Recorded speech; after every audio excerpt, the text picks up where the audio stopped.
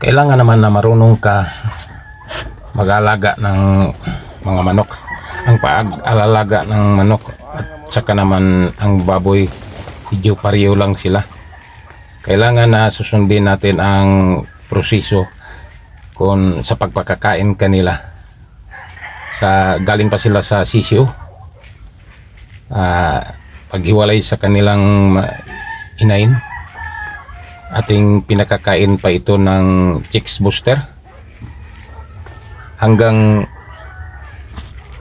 1 buwan. Pagkalipas ng 1 buwan patungo namang 3 buwan, pinakakain na natin ito ng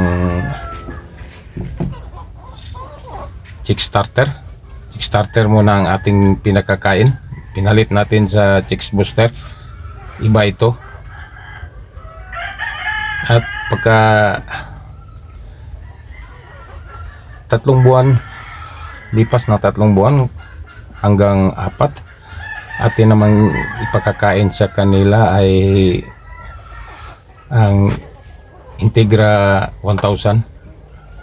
Palitan naman natin ng ibang pagkain. Integra 1000 ang ating pinakakain, at saka naman hanggang 4 to 5 months siya.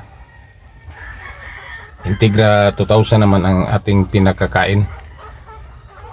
At pagka 5 buwan hanggang sa malapit na siya umiitlog, atin naman siya palitan ng pagkain na Integra 3000. Ganito ang pagpiding ng mga manok. Hindi kay padalos-dalos kang mag-aalaga. Kailangan marunong ka. Sundin mo ang proseso sa pagpapakakain sa kanila. At kapag malapit na silang umiitlog, palitan naman mo sila ng ibang makakain. Kapag 6 na buwan sila hanggang 7, umiitlog na sila. Kapag 7 buwan na sila, guys, kaya palitan natin ito ng pagkain. Pagka 6 na buwan hanggang 7, ating pagkakainin ito sila ng laying mass. Laying mass ang ating pinalit na pagkain sa kanila hanggang mitlog na sila.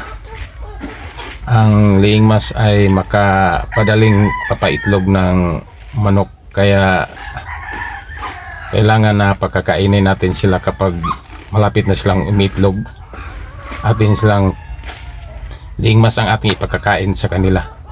Ganun ang pag-aalaga, ang pag-aaruga ng mga manok ng ganitong klase, guys.